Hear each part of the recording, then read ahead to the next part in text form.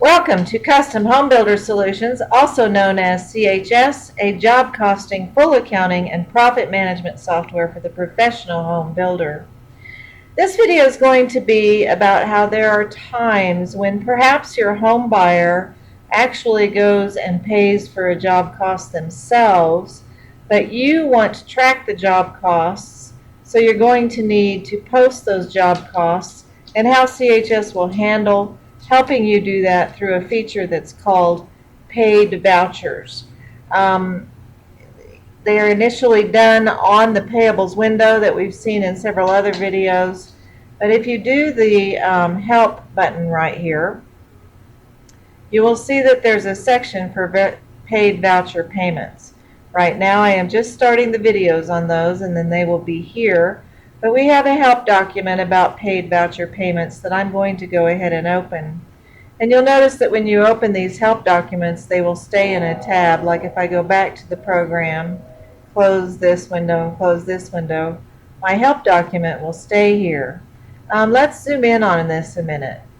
Sometimes an outside party pays for costs that you would like to track as costs of a job in order to produce job cost and variance reports using the CHS program. If an outside party pays for job costs, there is a zero net cash effect to your company's cash balances.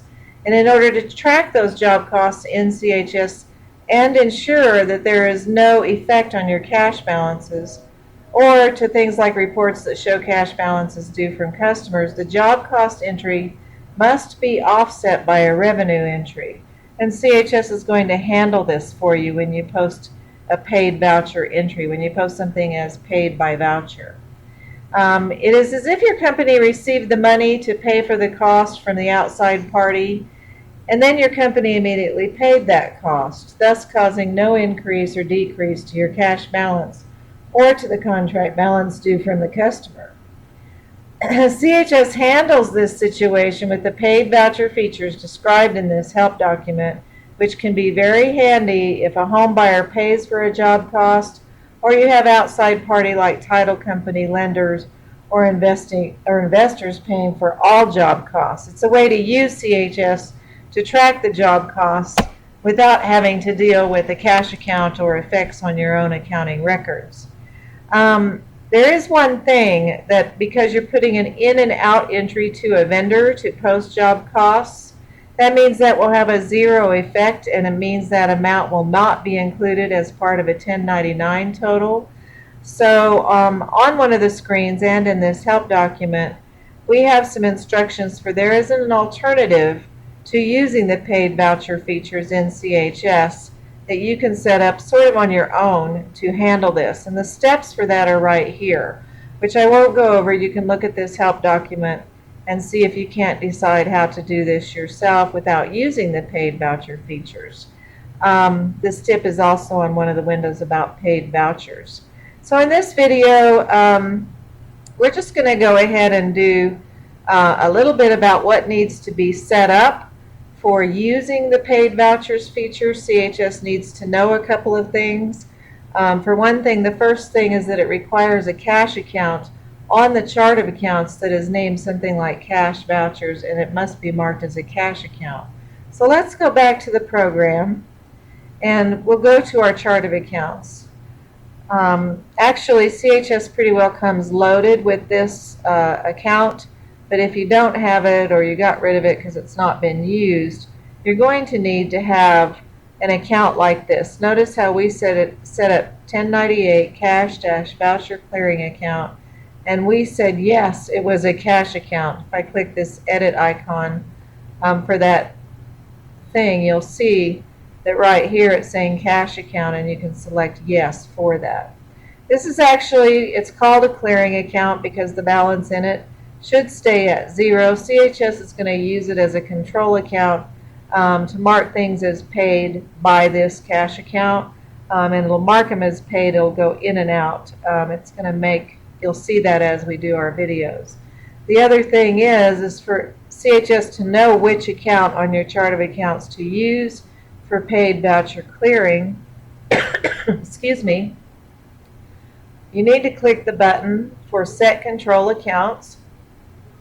And right here where it says Paid Voucher Clearing Cash Account, you need to select a cash account that will be used for this paid voucher clearing. So we've selected that 1098 account. So that's how you get, that's the things that are needed by CHS from you when you are setting up and getting ready to try to handle paid vouchers accounts. When a bill is posted and the feature to post it as paid by voucher is selected, CHS will mark the original record or records, the job cost records, as paid by the voucher clearing cash account.